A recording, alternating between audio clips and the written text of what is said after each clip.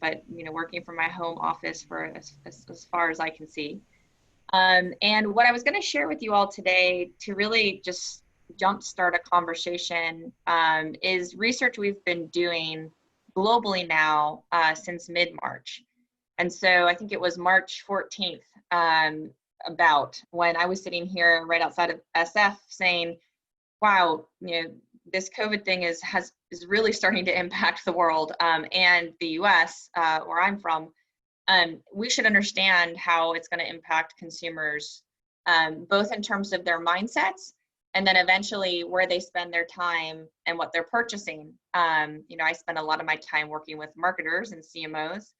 And so we did that. We basically launched a piece of proprietary research that weekend, and we've been doing it weekly in the US and now across 42 countries. And really what we've been trying to study is what's happening with kind of the optimism of consumers, and then more increasingly over the last month, what are some of the trends that look like they're going to stick, which I hope to tee up today, and then we can talk about what the implications are for all of your businesses and for marketers in particular. So maybe just a couple of pages up front to give you a little bit of context on optimism. We asked the respondents, so we're surveying kind of a representative set of consumers, and we asked them how optimistic they are about their country's economic recovery. And what we saw is it varies quite a bit by geography. Europeans were actually, broadly speaking, more pessimistic throughout COVID, and the US has been slightly more optimistic.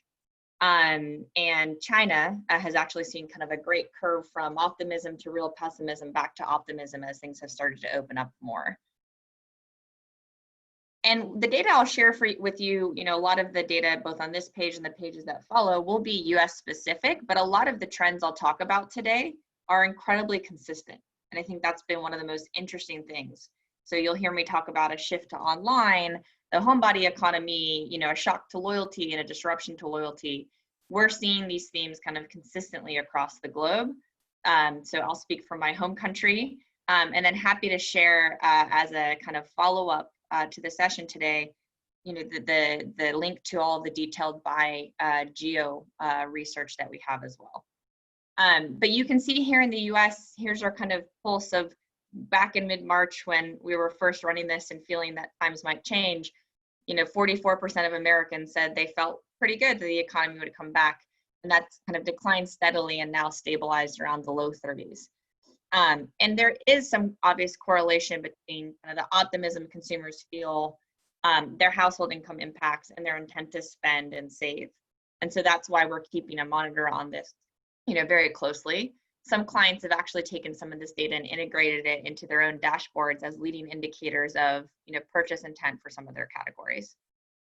So that's kind of optimism as a whole. But where I really wanted to spend more of our time is specifically around the kind of 5 things we're seeing that are sticking. And so we kind of dubbed this the future of consumerism. So we've got lots of data and cuts, but so what, right? What do we actually think is going to change? And so I'll hit these really quick, and then we won't read all the data because there's lots of meaty data charts behind this in true McKinsey fashion. So the first theme we're seeing is a flight to online. I'm sure many of you are feeling that in your business. And one that, of course, is happening now since many stores have closed, but actually one that looks like it's going to have some stickiness as well, not just in terms of e-commerce, but also in terms of how people are using new digital and virtual services, as well as omni-channel offerings. The second theme is a shock to loyalty. And you'll hear I kind of like to think about this as both an opportunity and a threat. There's actually quite a bit of switching behavior that's happening right now amidst COVID that could mean your consumers are not as loyal as they once were. And I have many clients telling me about all of the new customers they've been acquiring, right, amidst COVID, now that they're able to kind of reach out to new folks and more folks being online. So we'll talk about a shock to loyalty. The third is a need for hygiene transparency. And this, of course, you feel this probably in everyday life. I know here, and it depends on where I am at, in terms of how much what masks are being worn, but we have some interesting insights around how hyper aware consumers are as a whole and the impact that will have on their shopping habits.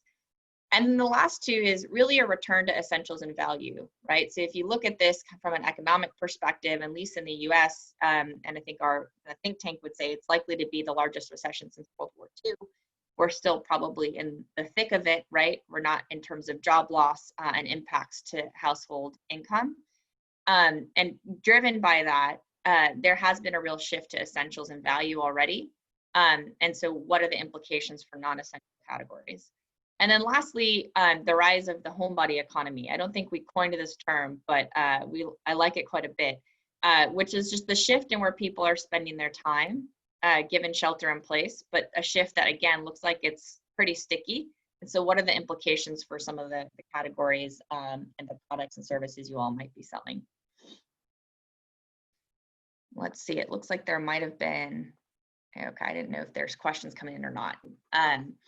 So then let's go through each one, and then if there's a function, I'll wait till the end, it sounds like, for questions. So sorry to talk at you for 20 minutes, but we'll go quick.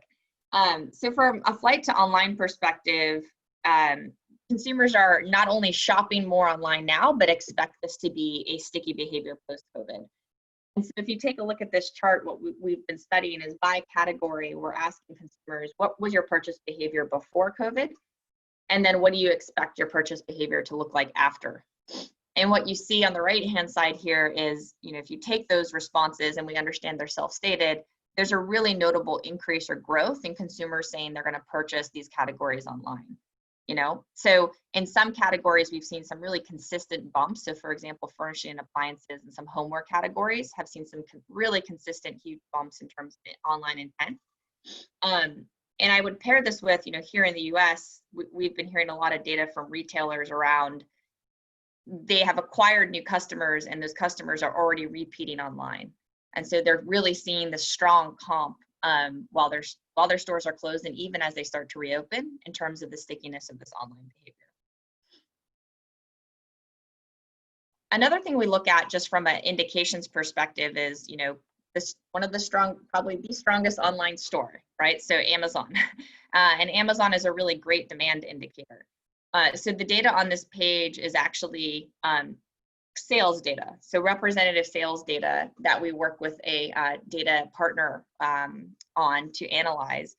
And the kind of shaded columns you see are year-on-year comps or kind of growth for those categories. And what you see is the kind of year-on-year comps have actually really started to stabilize. And they're actually seeing growth across the board. When we looked at this in mid-March and in kind of, late March, there were actually many more red numbers on this page. Categories like apparel, shoes, automotive actually were not yet in the black for Amazon. And what we've seen since then is a continuation and positive comps across the board, everywhere except for jewelry, which seems to be the lagging category for them. And so, I think for us, Amazon shows us that, for non-essentials, they might be a leading indicator in terms of where some demand might return. The other thing we've looked at is within these categories, it's quite a nuanced story for what's selling, right? So for example, sports and outdoors and home and furniture had popped early, and that was largely due to things like people buying adjacent products to go hiking or spend times outdoors, and home desks. And now it's actually shifting more towards a broader assortment that's a little bit more standard in terms of what you see comping positively. Let's see, there was a question here. I'm happy to take a look. Shopify Plus, WooCommerce, brand stores with their own presence. Yeah, so I can answer that question. I think the question was how much of this flight to online is through Amazon versus, and they gave some examples, Shopify versus Shopify Plus and others. So quite a bit is through Amazon. Their comps have been incredibly strong. And I'd say when we've looked at some credit card data, for example, for some branded or some retailers and or brands that have their own online presence here in the States. And it's a really mixed bag when you look at that. Really mixed bag in terms of, for example, even in a struggling sector like mid-tier department stores, some of those players are actually comping quite positively in terms of their online sales. And some of their peers are really struggling and actually have, flat to negative comps. And so I'd say Amazon continues to be kind of the positive, like really strong comp, and then it's a very mixed bag when you look at individual retailers or brands from there. The other trend that we've seen, and this ties a little bit with the tie to essentials and value, is a proliferation of brands offering buy now, pay later. So services like Klarna and Afterpay and Affirm rolling out to a much broader set of retailers. So everyone from DSW, which is a shoe discounter, to Sephora, to Kiehl's, which is another beauty brand, have, in the context of COVID, introduced a buy now, pay later financial offering and a partner on their website. And those offerings are usually quite targeted and adopted by Gen Z. So that's another online trend that links to value that we've been seeing quite a bit here in the US with retailers who weren't using it before. I'm going to keep going. So for shock to loyalty, the percentages on this page in blue are the percentage of respondents who said, since COVID, I have, switched something. So I've either switched to a store brand, think of that like a private label. I've switched to a new website to shop basics outside of food. I've shifted to a new website for non-basics or non-essentials. And then within grocery, I've shopped a new store or a new kind of chain, or I've changed my primary store. And these numbers have fluctuated, but they've been relatively stable, each of them between the 15 to 25%-ish since early April. And then what's been really stable is the intent to continue, that over half of the folks who say they've switched and they've changed their behavior actually intend to stick with that new switch. We're currently studying how much of this is due to what are the real purchase drivers here. That's one of the things we just put into market last week, because part of this at the beginning of COVID might have been product availability or fulfillment times.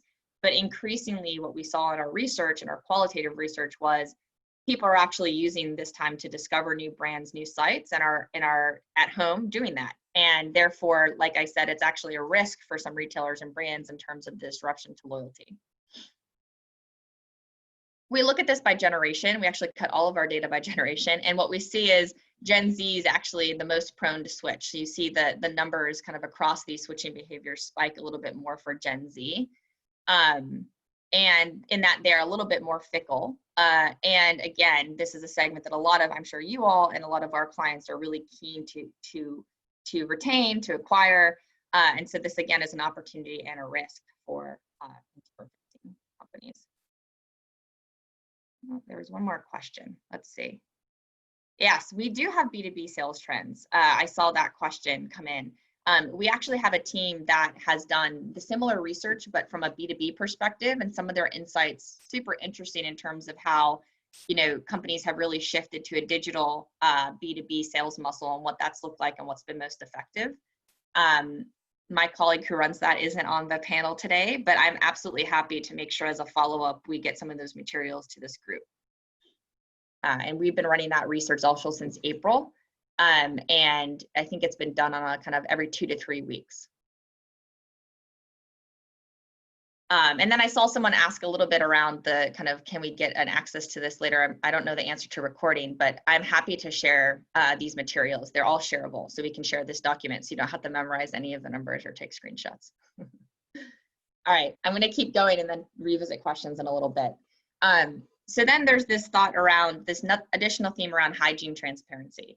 And obviously it's very paramount. We'll get into a little bit of what consumers expect and want to see before they're comfortable returning to their day-to-day.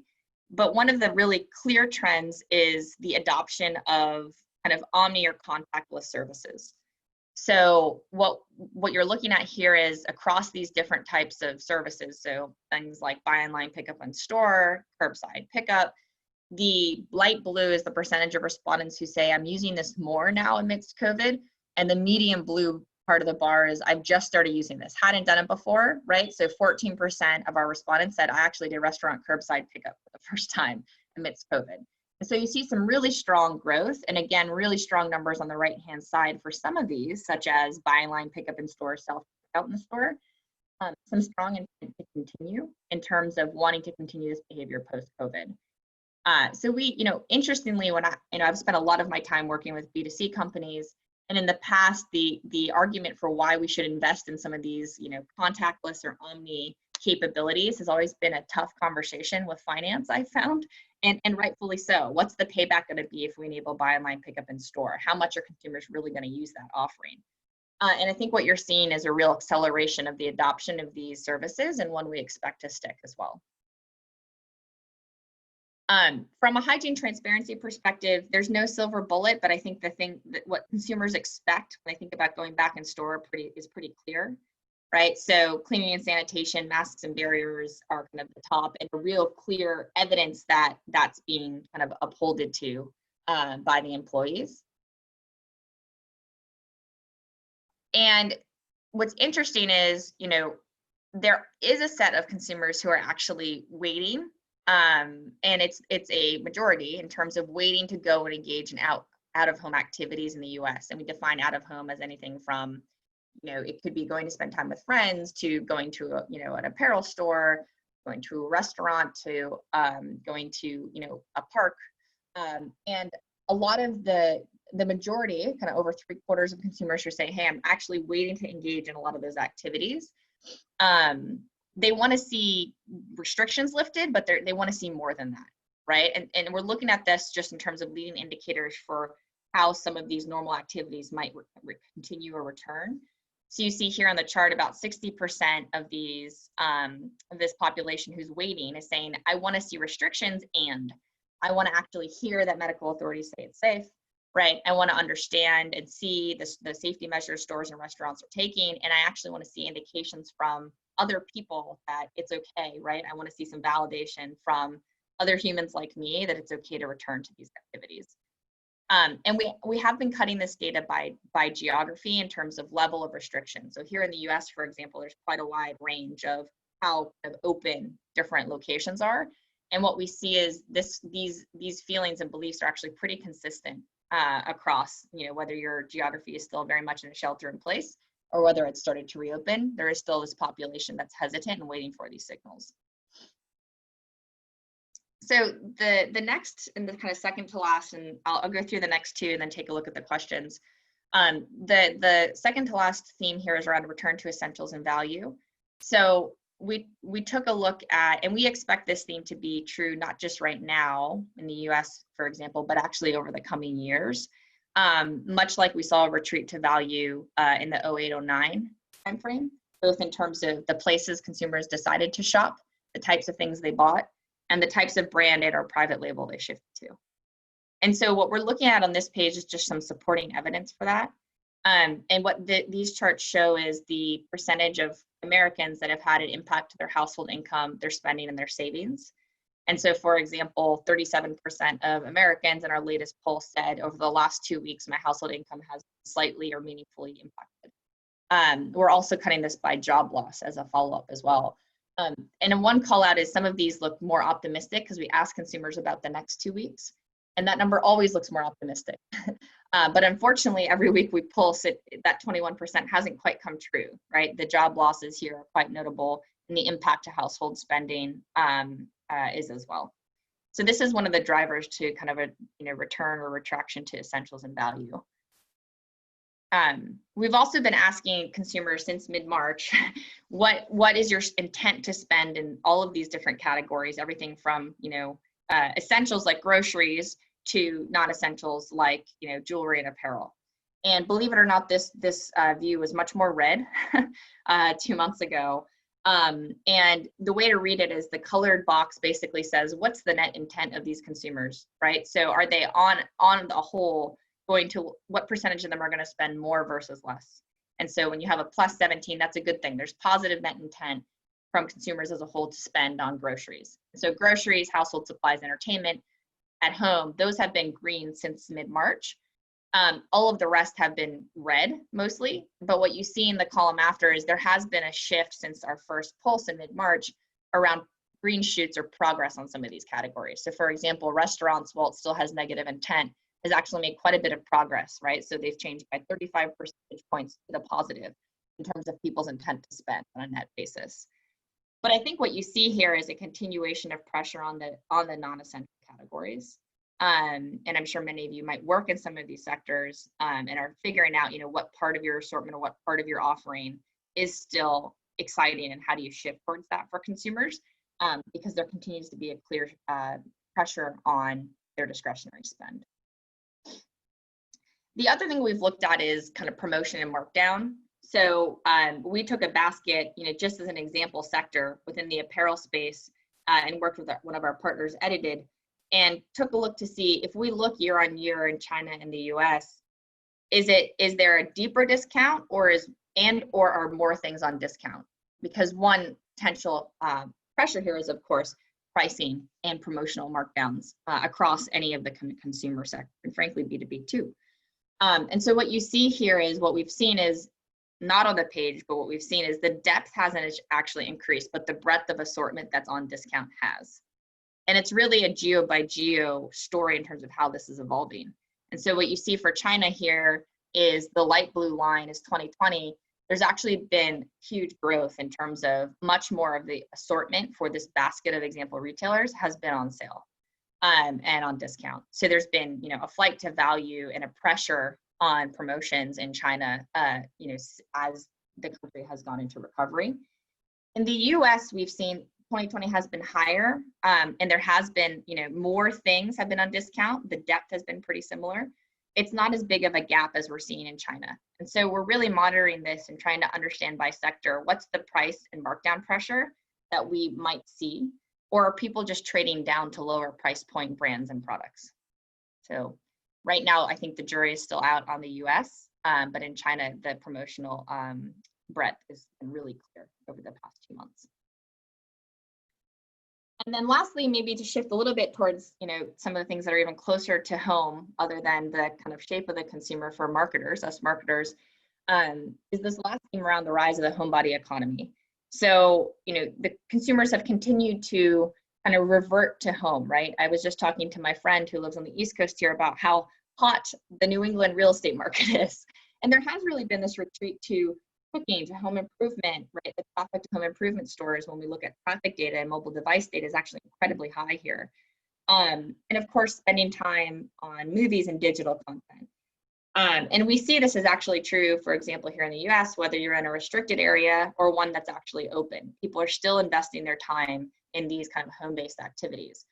And what this has really meant is also a shift of eyeballs and where you might reach those consumers, which I'm sure many of you have been trying to figure out and managing both with consumers and businesses as your customers. Where do we reach them now? And the last 2 pages here that I'll share some data from a piece of research we're doing with marketers and advertisers here in the US, trying to understand how media usage and therefore media spend has been shifted. So while across the board, most marketers report that budgets have been depressed, right? That overall ad spend for 2020 will decline for their business.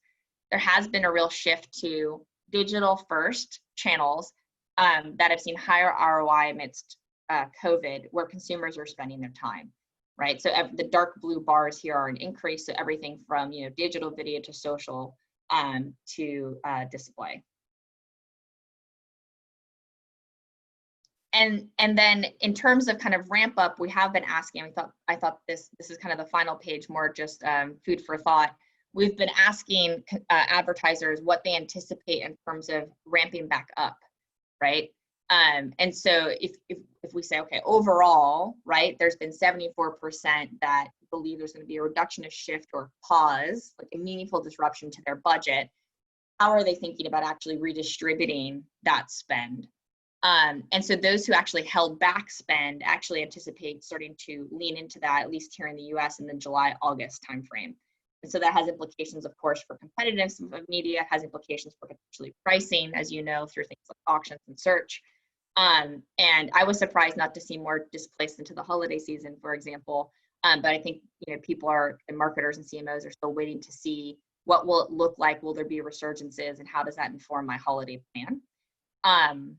But this is at least the kind of current view of kind of spend ramp back up, which I know a lot of you are probably also working through with your teams. Let me take a quick look at questions. Let's see. Okay, moving too fast for notes. Yes, apologies, but I will absolutely make sure you get this content. I know we wanted to get to the panel too, but I think that was the materials I had prepared just to start a discussion, and happy to take any questions or get into the panel discussion.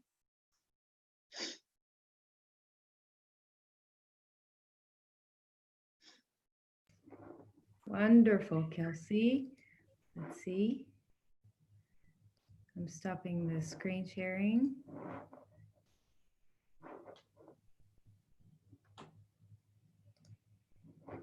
Okay, great. Great. Wow. Thank you so much. That was a lot of information in a short time frame. So that's why everyone's asking for the slides. But it's fascinating to see how, severe or maybe extreme the fear of people is taking a hold, and they just want to stay home and embrace different ways of doing what they used to do.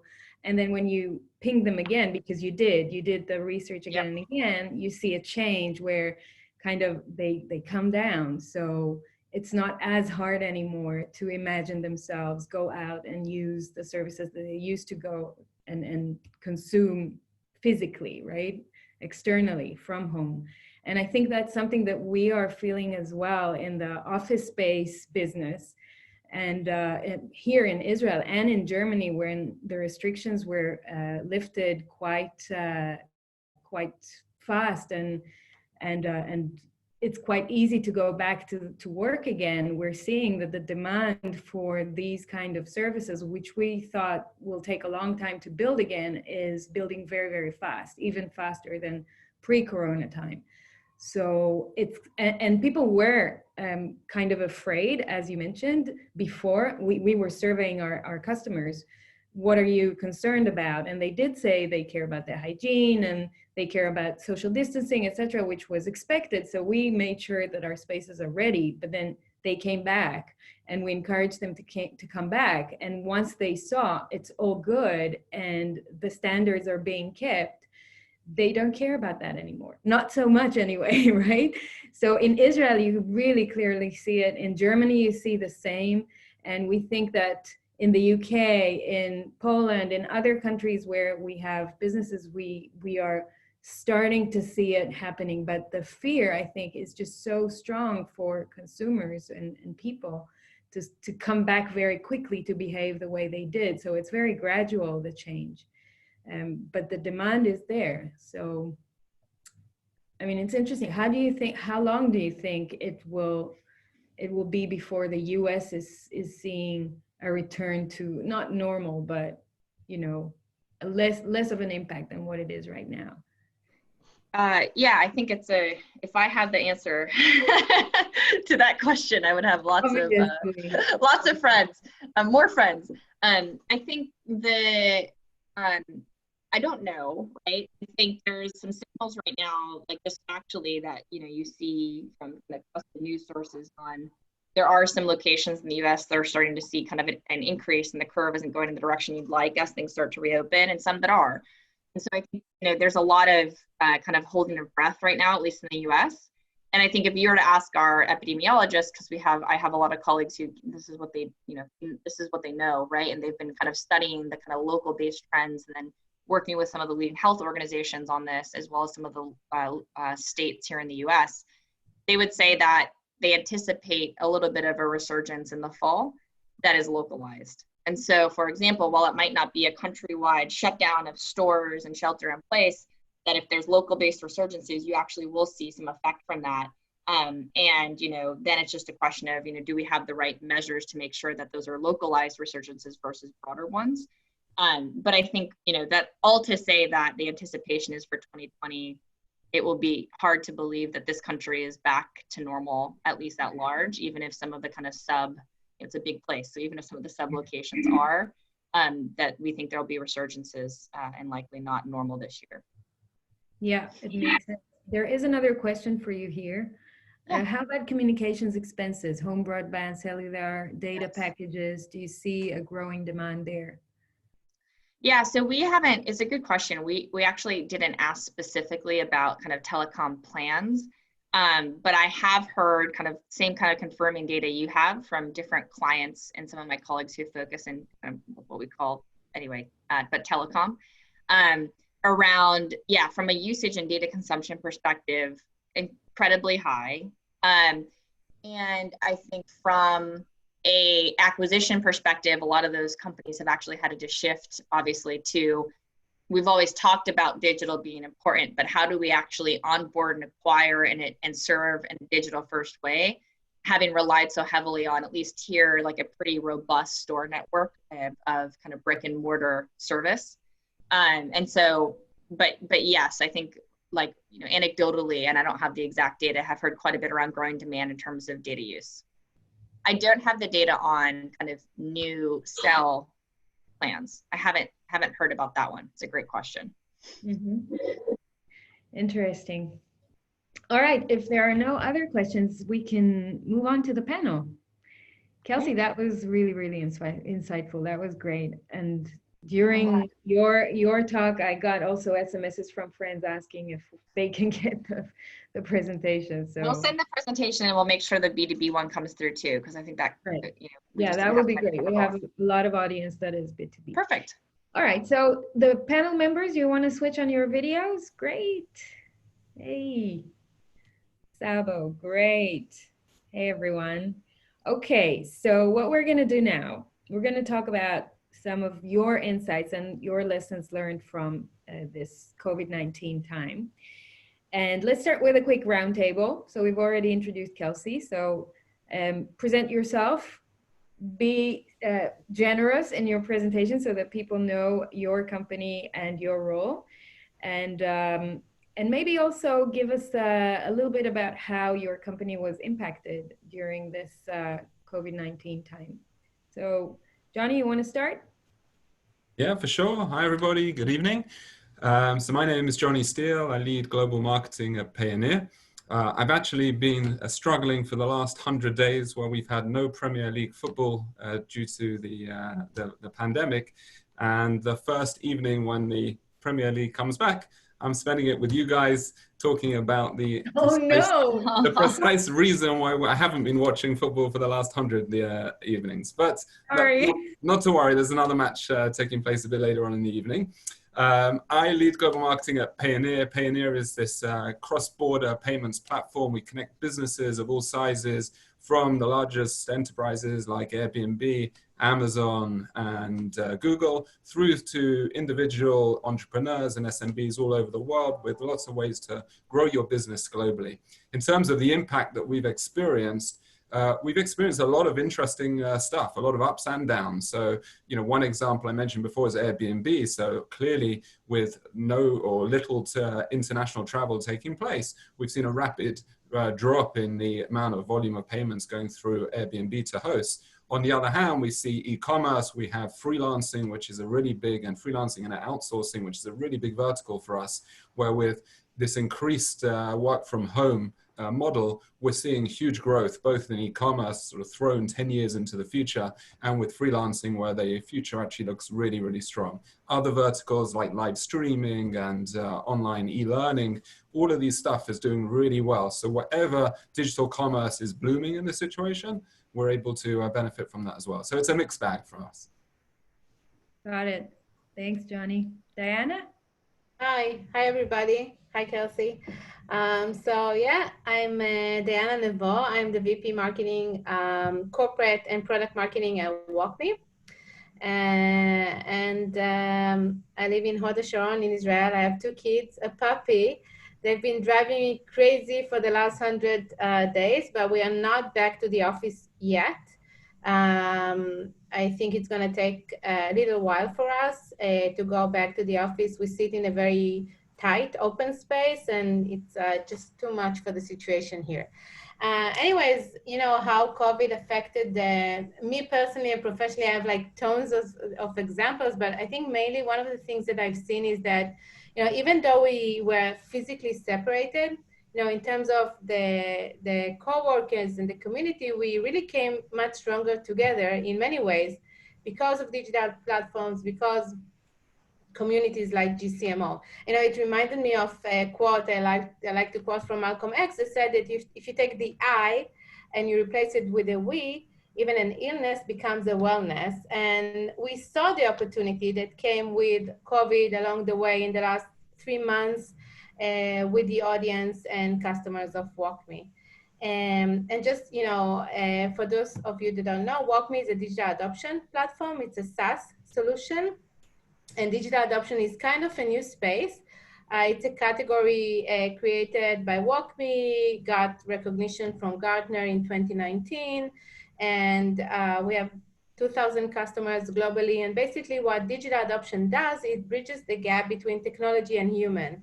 If you think about it, us as marketeers, we use anywhere between 15 to 25 applications on a daily basis if you manage a large and global operations of marketing.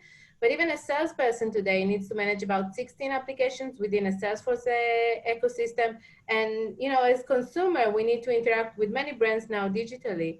And what digital adoption does, it actually eases the gap and the pain of using all these wealth of applications and technologies. Businesses invest millions of dollars in digital transformation, but they don't really realize the value because we are overwhelmed with technology. Anyway, this is what WalkMe does, but that's not the focus today. I think what I've seen in the last few months is that there was always a good product fit for WalkMe, but digital adoption moved from like a nice to have to a must have. Same as, a self-service portal, an e-commerce business, a contactless call center moved from a nice to have to a must have. So we follow that wave, and we actually seen very successful results in the last few months. Hopefully continue like that. Yeah, hopefully. Great. Okay, Sabo? Yeah, hi everyone. And thank you, Frat, Marianne, and the team for hosting us here today. And thanks, Kelsey, for the great presentation. Great insights. My name is Sabo. I'm leading the marketing at Rich Cloud. Rich Cloud is the Uber of, the kind of Uber of cloud computing. Our main promise or our main mission is to make the word, to make sure the word is within reach for developers, things, and users. We have currently more than 70 locations around the world. Just for comparison, it's as twice as AWS, but who's counting? Many facts on the startup community. I think in large, it made us just think about the steps that we're doing and the investment that we are making. Any change that was during that period is very thoughtful and thorough. So we try to pass the COVID with smart decisions and keeping everything without shaking the system too much. That's it from my side. Awesome. Karine? Hi, everyone. Kelsey, thank you for a great presentation. It was super interesting. And thanks, Fred, for organizing all of this evening. So I'm Karine, Global CMO of SodaStream. And I've actually joined SodaStream only in February. So that was really just before COVID. So for me, COVID is part of the onboarding through this role. So the bad news was that I needed to kind of manage it remotely. Many people that I didn't have enough time to work with before. But we managed that through a lot of communication. We'll talk about it later. And the good news is that COVID-19 actually did very well to our business. So SodaStream is just about making your own sparkling water at home. We definitely tapped into this home message. We've changed a lot of our assets very, very fast. And I think part of the success was really moving fast, really at the first days, while we saw some other companies and brands kind of holding back, not exactly knowing what to do. We decided we started to see the sales that are growing very fast. And we had this sense of urgency, which is the core of the culture of SodaStream, saying, wow, this is great, but tomorrow it's going to end. Tomorrow people will just stop by. We don't know what will be there. So we can, every day, we looked at what can we do to leverage this, to seize the day, the moment, and lots of creative ideas that came through that I will talk about later on. Awesome. Thanks, Karine. Okay, so before the first question, I want to share something very interesting with you, an interesting observation from Samuel Scott in The Drum, which I read about consumer behavior. So I'm going to share some illustration with you. There we go. So during the Second World War, which had far greater societal effects than the coronavirus today, the US sent 16 million soldiers to fight. 1 million were Black, and they served in segregated units while defeating Nazi Germany and removing all types of racism there. Back at home, women went into offices and factories to replace the men who had volunteered or had been drafted. Business thinkers may look at this and proclaim that everything is going to change, while pointing to Black soldiers fighting and former housewives working. They would have stated that discrimination and sexism would surely disappear as a result of everyone's new experience during the crisis, right? But human nature does not change that much over short periods of time. America did not magically desegregate after the heroic efforts of Black soldiers in the Second World War. But the experience of denazifying Germany did lead many to join to the civil rights movements in the 50s and 60s. Women returned to their traditional roles in the kitchen, I would say, after working during the conflict. But those experiences directly inspired the feminist movements years later. Okay, so human nature doesn't change so fast. But behaviors change to perhaps indicate a longer term change to come. What behaviors are you identifying in your markets and audiences, and how are they impacting your marketing plans today? So Saba, you want to hit it off? Yeah. Look, like many industries and markets, Efrat, have seen the worst of the impact of COVID-19, from the scale of losing their jobs or doing some pivots on their salary or changes in their presence, even in the office or at home. But at the same time, there is the change has made in the fear that we felt that people has in their in day-to-day activities, and listening to the other colleagues and other people that work in the same industry. And specifically in our industry, it's the cloud. We saw the dependency of the world in the cloud technology. And the best example is Zoom, and how they turned to be one of the most important technologies that we use today. But as a startup that hasn't put their footprint yet in the market, and didn't have any customers yet, that we're still in, and as many startups are still in the development phase, we suffered exactly like any other startup, especially that we are in the cloud business, but we didn't see the growth of the cloud business as yet to happen. So we're seeing a lot of anxiety and fear for the future and what the future is holding, in the people behavior and how they consume technology, or how can they consume everything in day-to-day in their day-to-day activity.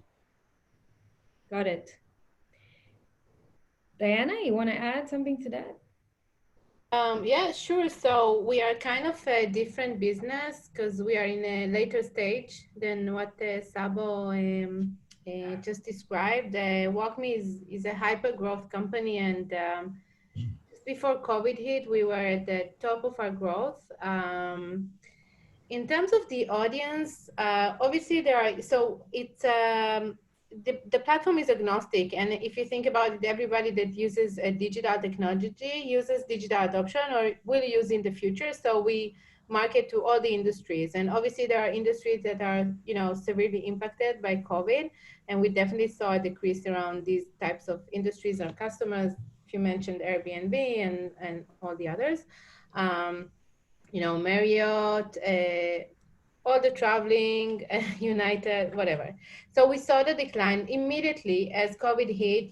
These customers were very fast to advise that they're not gonna make the payments and it's going to be tough. So we had to find a way to compensate for us for that. And luckily, because the need to move to work from home, and as Corinne experience of remote onboarding, everything went remotely.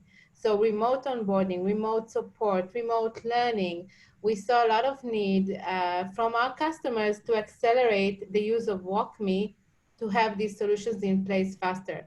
So in many customers, we actually saw an acceleration of the usage of WalkMe and digital adoption, because what they had in plan, like in long change management of months, they need to squeeze in a few weeks or a few months. So we saw an acceleration within some customers. We are still experiencing it. So in terms of the audience behavior overall, I think we were not surprised. We acted very fast. If I go back to the early days of COVID, we would have had our first customer event in San Francisco.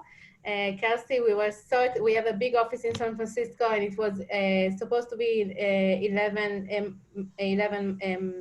in March. And just a few days before going on the plane, honestly, I joined WalkMe 7 months ago. A lot of what I did was, building this event and the traction to that event. And we had like 32 customers speaking, and Gartner and Forrester, and the entire industry was set up for this event, and we had to cancel. And when we canceled, it was 5 days before the event. And there was already some big news of COVID hitting California and San Francisco, and we couldn't do it. And customers, they did understand the situation, but they already paid for the event. They bought tickets, they were expecting it. So they were kind of understanding, but also very demanding for us to do the event. And we went live with, we call it the realize, that, you realize the value of your technology or the promise of your technology with WalkMe, and we went live. But we went live really big. I mean, we did it in 4 days, and we didn't use Zoom before. We didn't do any live events before COVID. And we actually took a studio in Israel, and we broadcasted live from several locations. It was a very, very big success. And that was the first action we took with the COVID. Following that, we did many, many, many adjustments to our marketing plan. The first, and I think the biggest one, was around content, urgency, and messaging, like Corinne also mentioned.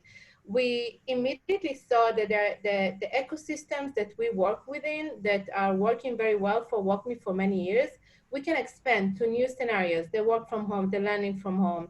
We developed a new messaging around business continuity, the contactless economy, and now the next normal, actually a term that we borrowed from McKinsey. And we are now in the third round of adjusting our messaging and our content. So it's been crazy that way, but it's been very well performing within all our channels, within sales and also online.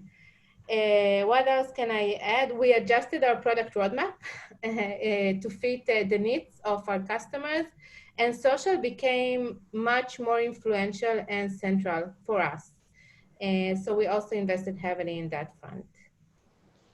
I have more examples, but I think I'm gonna clear the stage for that. We're gonna get to more questions, so you can share them later. Corinne, do you have anything to add? Yeah, we see different behaviors, and also as Kelsey mentioned, there are behaviors we believe that are here to stay. So the first thing that we see is the self-sufficiency.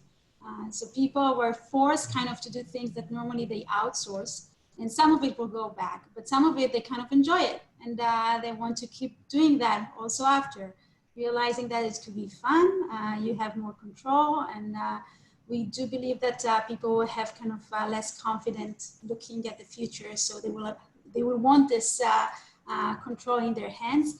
And we tapped into that with talking a lot about consumption at home, the availability of sparkling water or sparkling beverage at home, the kind of elimination of the need to go outside and to purchase this amount of so many bottles and to stock the single-use plastic.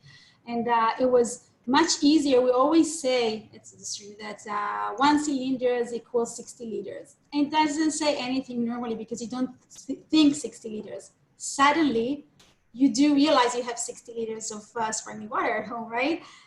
So that became very, very real.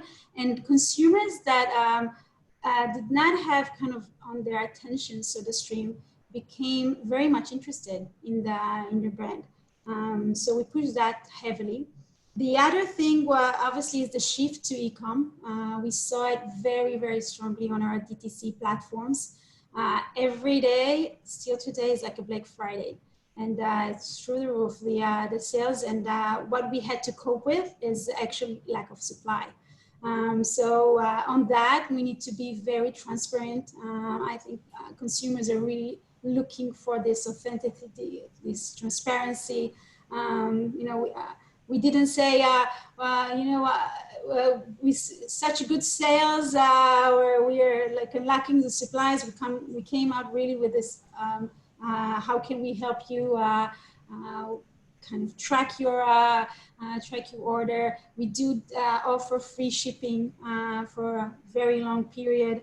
And we had kind of control of having no more than 2 cylinders so everybody can enjoy. So we kind of cope with that.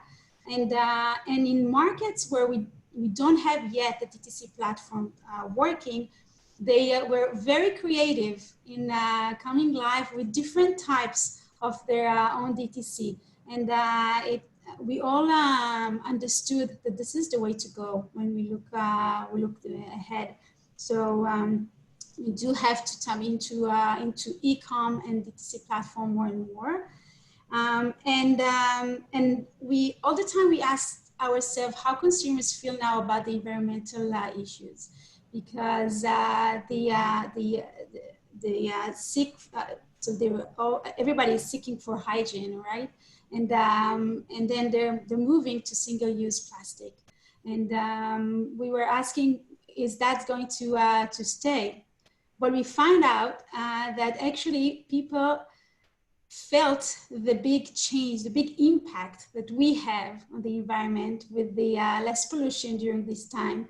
And it has a positive effect on that. And we had to take some really some of tough decision during this period, because SodaStream is known for April's Fool's campaigns that is doing every year. And we actually had a very known person. I would not say who it is because we will use probably this later on. But this person came to Israel to shot the whole video. And was just on the last day before we got into people that coming in should get into quarantine. And we had everything ready, but we felt that while we were acting on all fronts, it was not appropriate to go with the April Fools.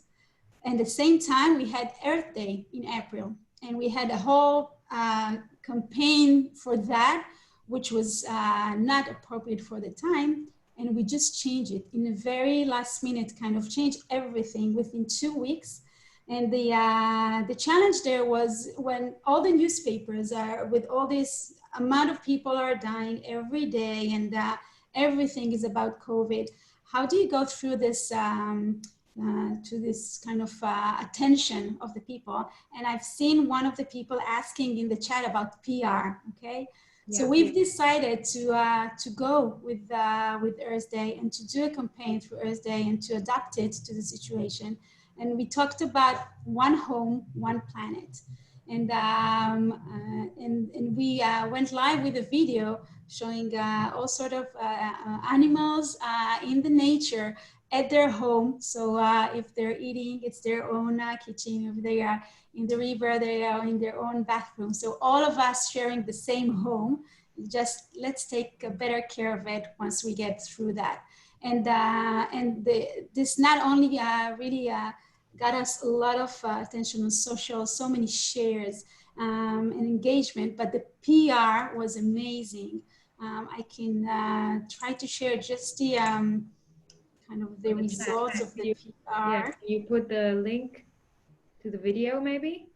Yes, I will put, yeah, and I will just share this.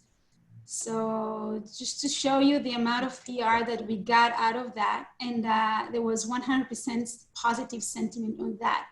So our takeout was really to act on that, just to be sensitive, to do it in a smart way, but not to stop during this period. And people really admire that.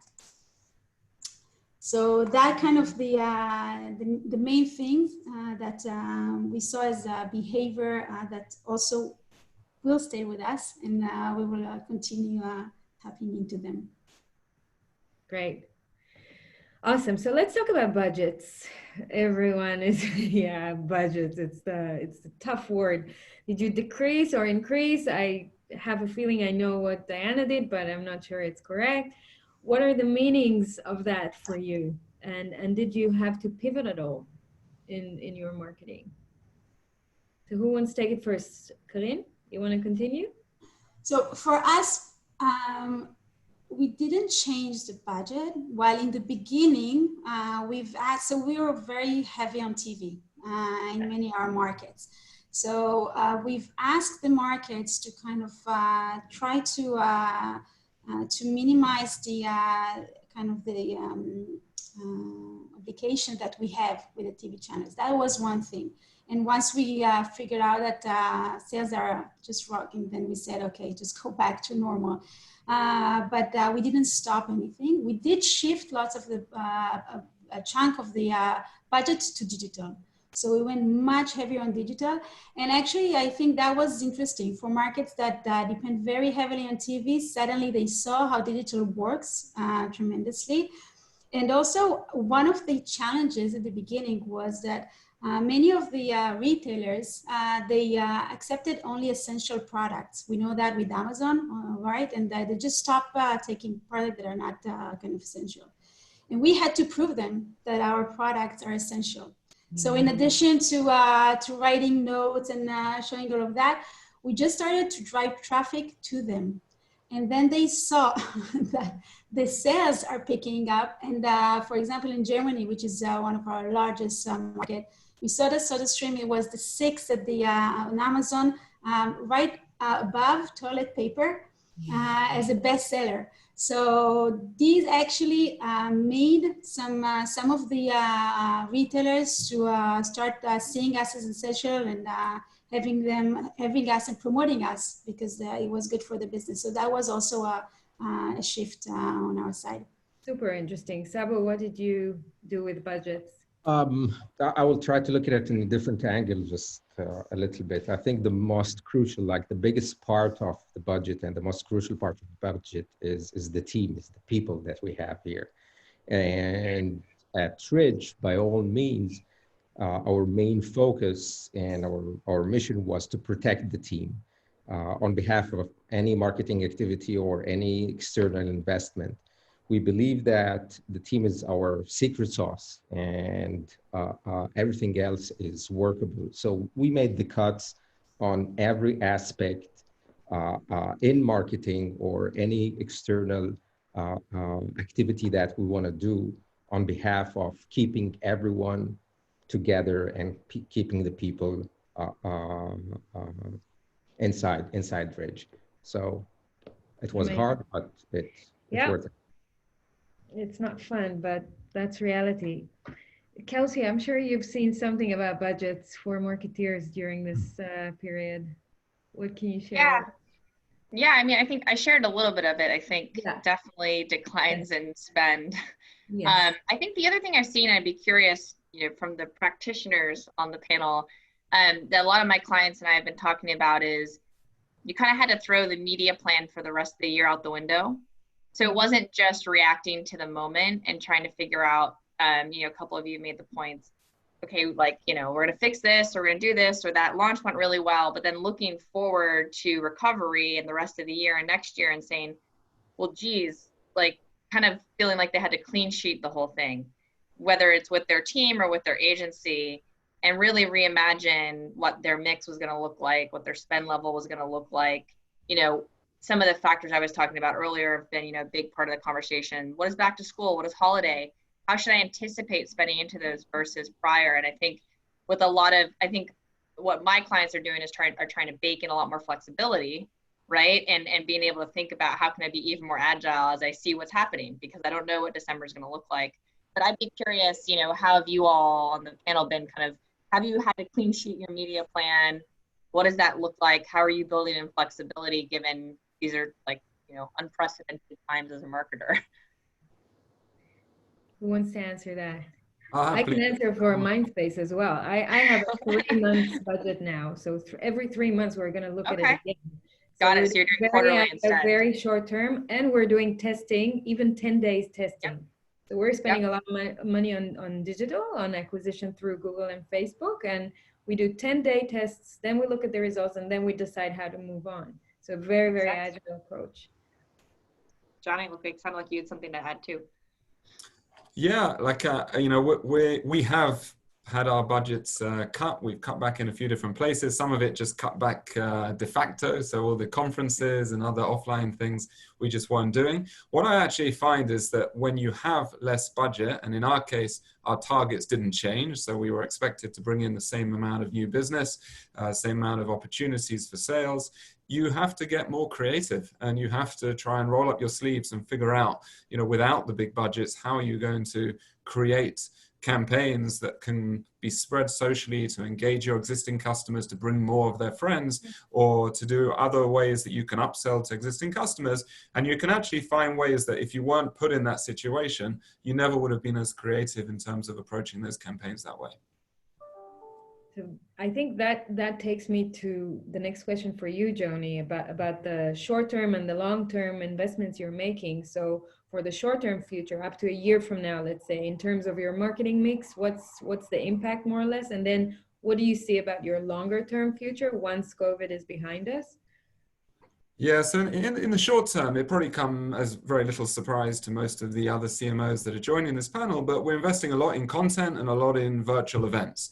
Now, that sounds all pretty much like the standard playbook at the moment, but I think the devil's in the detail about how you approach each of those.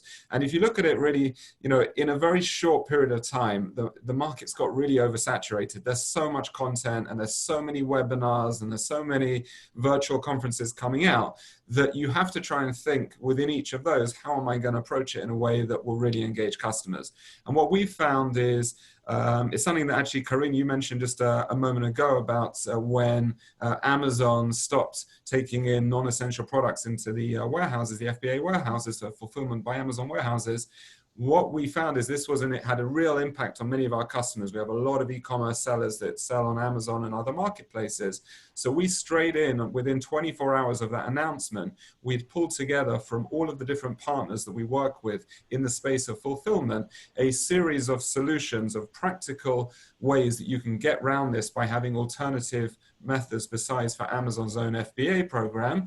And from many of them, we managed to get a unique exclusive promotion code and pull that together into a piece of content that really went viral. It was spread very rapidly because we were the first one to pull it together with the names of, you know, 15 players in Europe and 15 players in the US that could deal with this problem. Another thing that we've done a lot of is surveying. So we figured that one thing that businesses really want to know right now is, how do I compare to others? The exact kind of data that Kelsey was sharing before. The reason you want to see that is you want to know, if you look at the data and you're performing better than the benchmark, you feel great. If you're falling behind the benchmark, you go and figure out, okay, what do I need to do about it? So we started surveying customers in all of our key verticals, whether it was e-commerce sellers, freelancers. We recently did one with live streamers. Each in different verticals, trying to understand, has business gone up? Has business gone down? What have you been doing? What haven't you been doing? Where have you cut back? Where have you been investing? And when you pull that kind of benchmark report together, it's really valuable research. And then that's, again, the sort of thing that you don't need huge budgets. You can have some digital advertising budget to just get it started.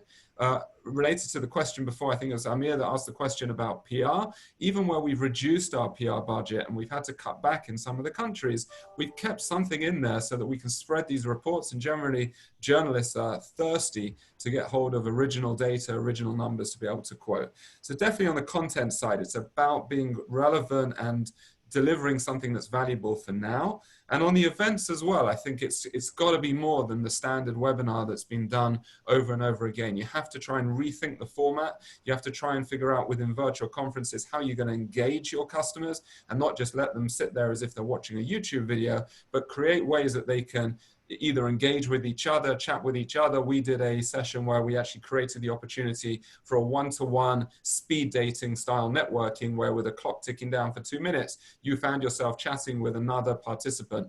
And in many ways, I think it was rethinking the way that we do networking. And there were certain advantages of this that you just simply don't have in a crowded room where you just don't know how to start up a conversation with people. So I think it's all about being original, trying to do things within those categories of events and content, but do it in a way that's really engaging and a bit different.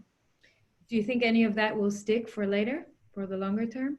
I really find it a little bit concerning the number of times I hear people say things like, and this is never going to go back. Or, you know, a month ago, 2 months ago, people were saying this is the death of the office. Like, it's amazing. Everybody's working from home and it's awesome. Here at Payoneer in the Israel office, our offices are, I would say, are up to like 50-60% capacity now. And people love being back in the office. There's so many things that after about 3 months of it, you realize how much you're fed up of being alone, and there's things that you go back to. So I think that there are certain trends that are going to be sped up. I heard a really interesting announcement from Starbucks. I think it was this week, that they are cutting 400 of their branches, and they're going to be shifting to a lot towards ordering on the app and picking up, collecting and leaving. If you look into the details of that announcement, it isn't just a COVID response. They were seeing trends before then that this was something. They even talk about how on the app of Starbucks, it's the amount of money that's held there is the equivalent of the 7th largest bank in the US, because it's being used so much. So when you can identify a trend, maybe COVID is accelerating it, and that will continue, and we definitely see that within e-commerce.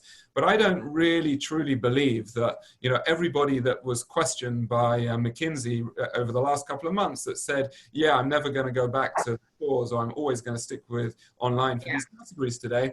Who knows what will be when this is really behind us and we all feel safe to go out there and touch things again. You know, maybe many of these things will revert. So I think it's all about data. It's all about McKinsey continuing to survey consumers and keep feeding us these new data, because I think some things will revert. Other things, you know, things like conferences, I don't believe that conferences are dead. I think people will miss that. And as much as we'll do loads of virtual conferences, maybe some hybrids will come out of this.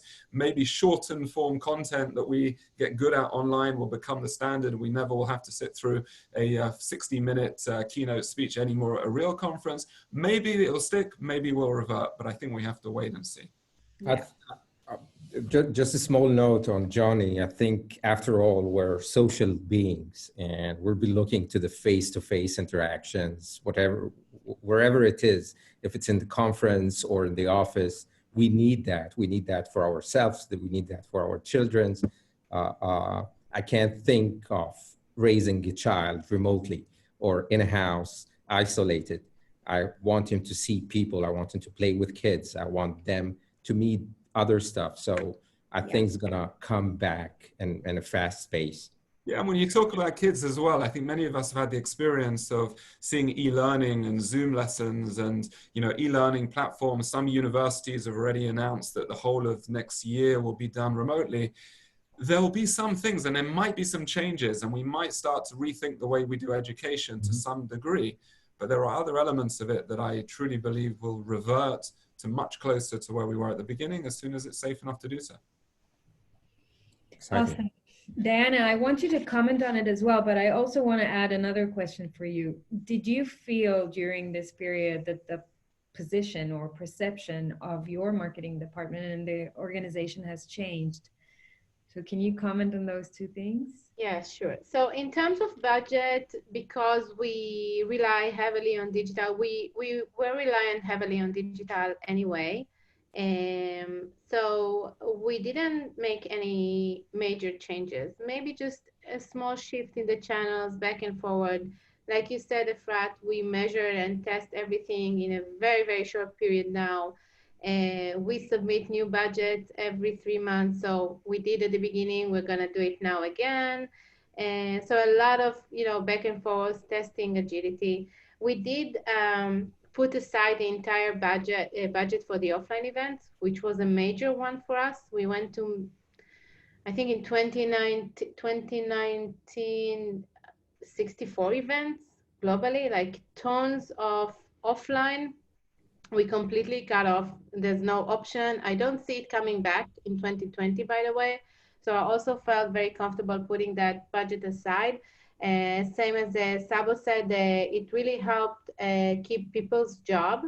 So we didn't see a decrease in general in budget or in headcounts during this time. But it was there was a lot of tension, right? I think people were very tensed. There is a big event team. How do you help them acquire new skill sets, do different things with, what we have today? Yeah. So that's in terms of budget. In terms of the position of marketing, look, in my history, I've been working in big corporates. I worked in Microsoft and after that in MDocs in Israel. And I think WalkMe for me is the very first marketing-led company that I've been working, like really marketing-led. It was built like from the marketing bottom up. And today, I've seen like actually an improvement in the position of marketing within the organization because we had to communicate much more. So we have these, huddles that we do with marketing and with sales, and we have many joint meetings between the teams. So we actually got even more connected to the different revenue organization departments. And in return, they've seen much more visibility and transparency. So they appreciate it. And I think I do believe we come out of it stronger as an organization and also as a collaborator within the organization. Yeah, makes sense. And I wanna take the next question to Johnny. So Johnny, physical location versus talent. This is one that I like. A common conversation in Israel, for those who don't know, maybe in other countries too, is that it's always better to hire a CMO in the US for Israeli companies, the ones that are serving the US market. During COVID, everyone was forced to work from home. How does this play out with the notion that marketing is done better from the US and that Israelis are not as great at that? Now, shout out to all of our Americans visitors and listeners and to Kelsey. We don't think we're not as good, but I want to hear from you. What do you think about that? So I think if there's one thing that we've learned over the last few months, it's that the location of people is really not the key factor. It seems, like a joke, actually, if we think at the beginning of the year, I think it was January or February, we had a position in our Israel office and we had a great candidate that applied to it from Mitzvah Ramon. And it became a big issue of discussing with HR of can we hire somebody in Mitzvah Ramon? It's a bit far. You probably won't be able to get to the office so often. And now fast forward like 3 months and it's a joke. It's a joke that we even like a few months ago had a concern that there might be someone that can only get to the office once or twice a week. So definitely in the marketing team at Payoneer, we're spread over 12 of our offices worldwide. And what I've really found as we've continued to grow the team globally is that there are talented people and unique skills and unique approaches to marketing found all over the world. And I think most, or at least many of the startups and growth stage companies that grow out of Israel and grow out of the US are no longer thinking necessarily as the US is the market and it's the market and therefore we have to have everybody in market. I think we are increasingly becoming more and more global organizations, and even from a startup level, thinking globally. That's, if I'm not wrong, that's the G in the G-CMO, is global. So, you know, we're thinking globally. So I really don't think it matters. I think it's about where you can get great talent, where you can get different experiences. So having your CMO, whether they're in Israel or they're in the US or in Europe or Latin America or wherever, I think the best thing to do is to try and think as globally as possible, build a diverse and rich team, and really make sure that you know, you're thinking right from the get-go as you architect your team, that you're thinking with diversity in mind. What's the size of your team, Johnny, today? 65 people worldwide. Right. All right. I want you guys to give me 3 principles you advise to adopt to successfully work through crisis or unusual times like the ones we had during Corona time. And you can look at various angles in your teams, in management, in the company itself as a whole. Corinne, do you want to kick it off? What are your 3 principles? I would say, first of all, that in times like that, there is no such a thing like over communication. So really communicating from the beginning. People are what I'm doing at this situation. So sending kind of do's and don'ts for all the markets, to all the markets. Communicating at a very high level with the team. So we had many team meetings in all various ways. Globally, also at headquarters, sharing what's going on. So we had lots of Zoom meetings. People shared from different parts of the world. They were at different stage of the COVID. So kind of Italy was always, the marketing manager of Italy always gave kind of the what's going on here, and this will come to you. So this was a kind of no, thank you, but obviously we were kind of anticipating that. Sharing best practices from different industries for what's going on around the world. So we were sharing that on every 2 days, kind of sending this to all the markets. We had weekly task force around few issues, not only in marketing, in all other departments here, kind of really being on top of things and giving the people the feeling that we are all in control. And we're managing that, and it's not the crisis managing us. And also communicate with the consumers all the time. So we had a Q&A every time, having more and more question there, and sharing also with all the customer service teams around the world, so they will know how to answer both the customers, as a lot about hygiene was a lot of question there. Second thing will be to act. So not to wait, not to hold back any activities, to act, to think what you're doing, but really to act and not to kind of freeze. And that proved really, it was worthwhile. And third, to be very agile. So we've changed communication. We saw what's working better, what's not working so well, and we just changed it from one day to the other. And the acceptance of that also from the markets was some of the things we really want to plan ahead. But in this time, everyone was there to collaborate on that and see what is working and sharing it between markets, all of this, and then you get to the best things very fast. Awesome. Diana? So I think, again, communication, I think that was my number one. But not to repeat what Karin said, I think a lot of our roles as managing a global organization is, you need to steer the boat all the time, right? So we started every day with our management meeting and then deciding how to go to market, and then you need to spend the rest of the day steering the boat in Israel, then steering the boat in the US. So a lot of the work was communicating, managing, making sure everybody is aligned, because as an organization, we have much more scale and power if we move in a unified way. And then I think everything that has to do with measurements, I think we started measuring things that we didn't, because it's really important and trivial to measure online, but how do you measure, the impact that you have in your community? how do you measure expansion within the existing customer base? How do you measure, pipeline that you touch across different webinars, which are not directed to a lead funnel, right? So starting to measure new things that you see impacting the short term, but also the long term, I think that was new to us, and we're gonna definitely adopt it for the long term. And also measuring in order to make fast changes, as you mentioned, Efrat. And I think the last thing, and I think it's something that was there in the DNA when I already joined, but I think escalated a lot, is, the go big or go home, the time is now, and all of that cliches, they're actually true. We don't see it on data. We don't see it, there were times where we got recognition from Gartner. So do we market it now? Do we see it? We don't see it on anything. We act now. And if we do mistakes, we correct them later. It's no big deal. But again, agility, moving fast. Definitely, I think I don't think we're gonna be able to move to the next normal and get rid of that. I think it became part of how we work now. Awesome. Sabo?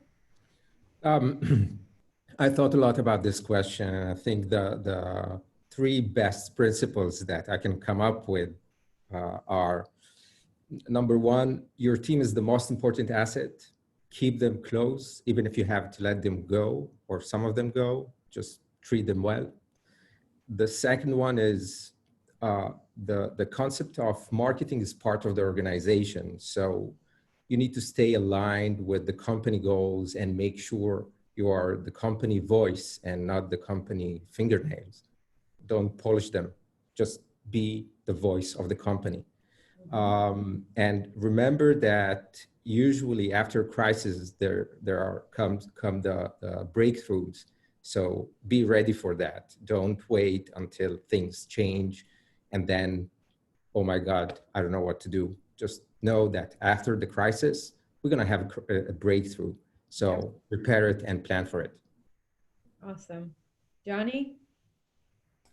Yes, I'll just go with one. And the one that I would go with is empathy, is continuously be empathizing with your customers. And I think there are different ways to approach this. Firstly, I'm not talking about bullshit empathy. Bullshit empathy was that stream of emails that every company had to send out over that period of time, and everyone was looking at each other's emails and think, what wording do I want? Of like, we know what it's like, and we stand with you. And then always in that email, the CEO has to say how much they're taking care of their team, and it's like, who cares how much you're taking? Of course, you should be taking care of your team because that's the responsible thing to do. But nonetheless, everybody's doing that. There was a really funny video that went viral of all those little clips of all the brands' videos and Sounding how the same, looking the same. The same thing. That's bullshit empathy in my eyes. What real empathy is trying to really understand, okay, what's the challenge you're facing right now and what can I do about it? Now, some businesses, if you're, I don't know, Google or Amazon, you might have really deep pockets where you can make significant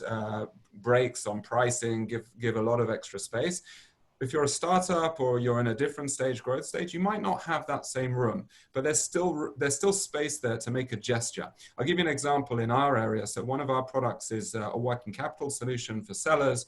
Working capital meaning that if you're selling stuff, Karine, if you're selling SodaStream machines on Amazon and you want to stock up on a whole bunch of new things, you might need to try and get some cash in advance. So based on your sales, we will offer you an advance in your payment. You get that, and over time, you will settle that. What we found is that many of the sellers were really suffering in the initial period of COVID with lockdown and as the supply chain was impacted. And we weren't really in a position to be able to say, okay, guys, just keep all the money that you took as a capital advance. But we found a way to be able to change the terms so that everybody would have a longer period of time to settle it, to repay that capital advance they had taken. And that would just ease it, even if it only eased the problem for a couple of months. And that was what I mean by a gesture. And I saw great stuff from Airbnb as well. Airbnb were really stuck in the middle. They view both the hosts and the visitors, the travelers, as their customers and want to give them a great customer experience. The CEO, Brian, was questioned about this of like, who did you side with? And he said originally when they first saw it, they saw that some consumers had paid already for the Airbnb, and they made a decision that anybody who had paid, they were going to get a full refund. And so that was kind of siding with the traveler. And that impacted on the host. And the hosts were like, hey, that's not fair, that's not fair. And he realized, firstly, he realized that with the point about communicating and over communicating, that it mishandled that. And they should have engaged the host in a little bit more of a transparent and honest way to at least engage them in that conversation. And secondly, they created a relief fund. And creating a relief fund for those hosts, some of whose businesses were really on the line, that just settled it. And it was that gesture that showed empathy that will keep both the travelers and the hosts on side, so that when the recovery comes, you've got a business to really be able to rebuild. I want to add to that. What you're saying is, I just love it, because I also can't stand the bullshit communication and the showing off empathy and not doing anything behind it. So some of the things that we did at Mindspace is we started off straight away with lending furniture and office supplies to our members, because now they're working from home. And then the next thing we did is we opened up the spaces to nonprofit organizations that should use it while the COVID-19 was happening. And the other thing we did is we said, okay, our core value proposition is disturbed. We cannot offer office space anymore. So we're gonna make sure that we try to create that environment for our members. And we created a whole virtual timeline with activities and professional as well as wellness sessions for our members online. And then on top of that, the other thing we did, similarly a little bit to what you're talking about, is relief for some of the members that, you know, couldn't afford the office anymore. And some of those, we actually gave them a couple of months for free, or, you know, we tried to do everything we can to help those in need. So, and only then we didn't communicate about that too much, just the stuff that we wanted to communicate to the members so that they know they can enjoy it. But we didn't communicate it externally because we wanted to first do it. Yeah. And later on we can tell about it, right? Yeah, I'll say one thing, which is, you know, we haven't had too much controversy tonight. I'll say something a little controversial, which is Black Lives Matter. And there was this moment where the movement really started to pick up and companies were posting. And probably many of us put some kind of post on social media about our statement of being of anti-racism, of pro-inclusion or diversity. And it's a good thing to do, and everybody should be speaking out about, you know, in terms of being anti-racist. But the question is, well, in the eyes of consumers, is that going to be enough, or do they really want to see action? And my sense is that it has a quasi bullshit empathy when all it is a social media post on Instagram. What companies, your employees, as well as your customers want to see is, what are you really doing about it? How are you trying to really get a more diverse workforce? What are you trying to do in order to make sure that your company is really living up to these ideals and it's not just a one-off Instagram post? 100%. Kelsey, do you want to add anything to that? Something you see in McKinsey or maybe with your customers? Yeah, I mean, it was interesting, John. I think I was going to go back to the note you made on empathy, right? Because I think as I was thinking about your last question, Efrat, like, to me, the kind of three things I've been talking with a lot of my clients about is empathy for consumers and employees. I think the employee empathy is really important, and it ties to something Sabo said around, like, this is a really hard situation. It's hard to be a productive employee right now. It's hard to, you know, go to the daily Zooms and kind of get through your Zoom marathon and have the weight of, how do I help this business sustain, right? So I agree in terms of empathy. That's the word that came to mind for me too. And then I would say kind of data-driven and agile, right? Which I think, you know, Karen and Diana, you guys mentioned. I think this idea of just, it's never been more important to have this control room of where the business is, where demand drivers are, you know, and to be able to be agile and work on those signals. So sorry to go back to that one, but those are the three things that kind of stood out for me. So yeah, and I apologize. I have to hop to my next one here. But I know you guys are here. I had a great discussion. Thanks for having me. Super inspired by everything, by all of you. Finishing in a few minutes. Thank you so much for being with us. Yeah, my pleasure. Thank you, Kelsey. All right, we're about to finish, guys. And I wanted to ask something, again, to do with our Israeliness. We're known for some of our unique capabilities and skills. You know, for example, creativity, agility, chutzpah. Which characteristics do you identify in yourself or in your team members during this time? And if you can give an example, I know some of you, maybe Corinne had an example to do with our history of crises, right? Right. Yeah, I think that one of the things that really helped us is kind of the Israeli culture is that crisis is the everyday here, right? So we are so used to that we know how to operate very fast, to act very fast on things, and to get too hysterical about it. Nothing kind of get us to shocks. We saw that not only in the marketing, but also on the operational level. While other companies were looking around the world for different ways to protect their employees, we were so fast with that. We know that normally we have a kind of the misses going on the factory. So we took measures very fast on everything. And this helped our kind of employees be safe with that. And also having fun during the crisis. So we had a birthday Zoom with all the teams, and we had a big Passover celebration and a big Easter celebration. So getting still the very good spirit behind that, even though there is a crisis. And I think this is an Israeli thing. Yes, I love it. Anyone else has an example? All righty. Diana? Yeah, I just wanted to say that I think the most, I think the adaptability part of it, right? We're used to crisis, but we are such adaptable creatures to whatever reality brings us, and we know how to move fast. But I have to say that a lot of the team in the US, they are also like, maybe they became Israelis through the process, but I think they brought a lot of agility and flexibility also to the working hours. I mean, we are so used in Israel to work like evenings, right? You know, but they also like became much more flexible and open to it. And I think, we became like, some of the walls were broken through this process. I agree. And you had a specific question here in the Q&A. Which studio did you use for the live event? If you can share the name. So actually, the production company, which I know for many years in Israel, they organized everything for the offline event. Mm-hmm. And when we pivoted to going to live, I asked them to take care of everything because I just needed to arrange all the content. I couldn't handle it. And they took a studio actually near our offices in Tel Aviv, near I know only restaurants, so near Lachmanina and Cafe Italia. Anyway, so it's actually a studio where they film, the most popular TV shows in Israel. It's a big studio. We designed the stage and everything. I'm happy to share, the production company details or whatever after. You can find me obviously on LinkedIn through Diana Nevo, Orlan.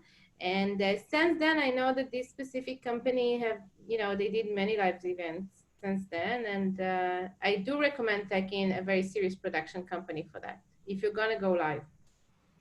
Yeah, you're right. It makes a whole difference. Yeah. Look at us in this Zoom.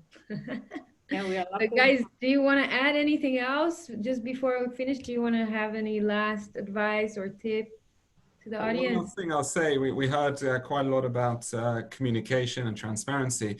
I think this period has been like the golden age of internal comms.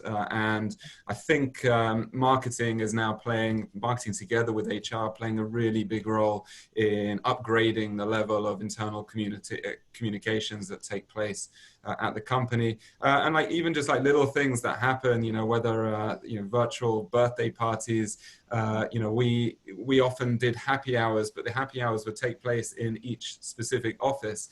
So creating those moments where you come together on a Zoom, not just to have a meeting, but actually just to have some fun together, I think is, new things that will stick as a result of it, and just a greater awareness of the importance of internal comms. So hopefully that will stick too. I love HR. Seriously, if I didn't do marketing, I would do HR. We got our good friend Shiri, right? Yes. Lives on the crossroads. That's right. Right. I want to say. You want to add anything? Yeah, I want to add just last thing, because the question of the CMO location it's not a common question. It's a painful question in Israel, and I think everyone, like people, CMOs here feel underestimated and undervalued.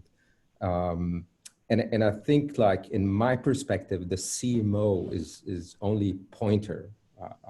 And in most cases, it doesn't fully disclose the responsibilities and the role that is being played in the puzzle in the organization.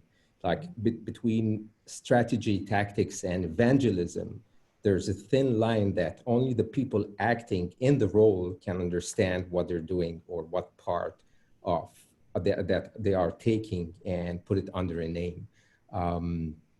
Location is important when location is important in a specific part. If it's location in the strategy, or location in the tactics, or location in the thought leadership. And sometimes we put the CMO role on in the US to be an evangelist, but actually the VP marketing is doing most of the work and doing all of this stuff. And the type also of the company, the size, and what kind of product just determine where the CMO should be. Maybe for a fashion company, the CMO should be Italian. Yeah. And that's good. So don't feel bad about it, and just do your fight wherever your title is, and leave the rest to. I'm totally with you. That's why we started G-CMO, right? So on that note, Corinne, did you want to add anything? We're good? Okay, so thank you very much, everyone that stayed with us so far. We have the recording. We're going to send it to everyone, as well as McKinsey's presentations. Thank you so much for being with us. Check us up on gcmo.com, and we love you. Thanks. Thanks, guys. Thanks, everybody. It was great. It was you. fun. Thank you so much.